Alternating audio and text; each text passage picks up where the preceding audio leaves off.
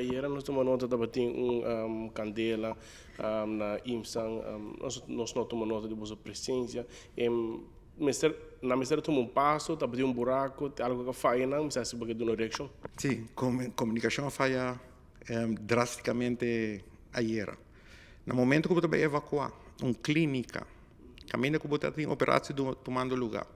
O lugar há daño de candela. Vai evacuar, então, vou informar o diretor de DVG, vou informar a estrutura.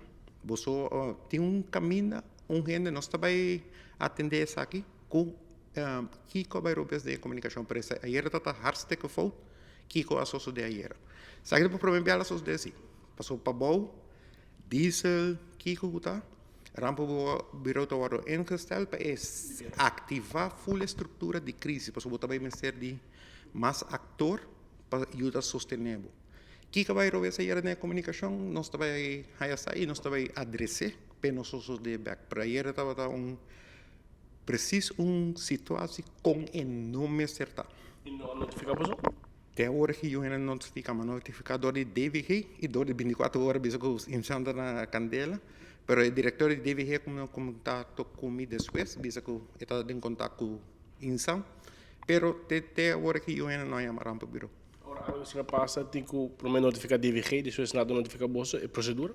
Correto. Se não chama DVG, o diretor que é responsável para volksgezondheid, é automático que a procedura também não está ativada, se não está necessário para ativar a estrutura, era automático, não está por meio, não está passando a situação aqui, mas aí era algo a vai de comunicação, me querer nervosismo, não aspecto, enfermar, mas me querer outro gente não quer responder também, me se porta a sabotar, tem polícia e brandweer a responder, que brandweer estaria para notificar a estrutura, que está puni.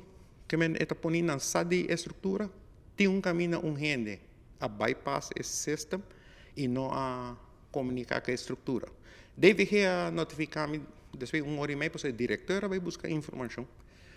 Que ele diz que está going on com a situação, se você me de ajuda.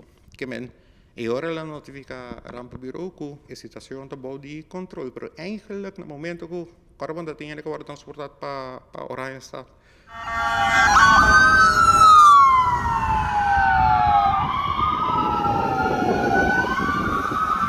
Botar tem uma situação de uma clínica de gezondheid que agora evacuar. Que é uma situação normal, vamos ser bem ativar a estrutura. Pero me quer que é um lesson learned. Me quer que agora um dia isso é bom preparar na região, com que por passa, e nós temos que rectificar e para o seguinte viagem não passa.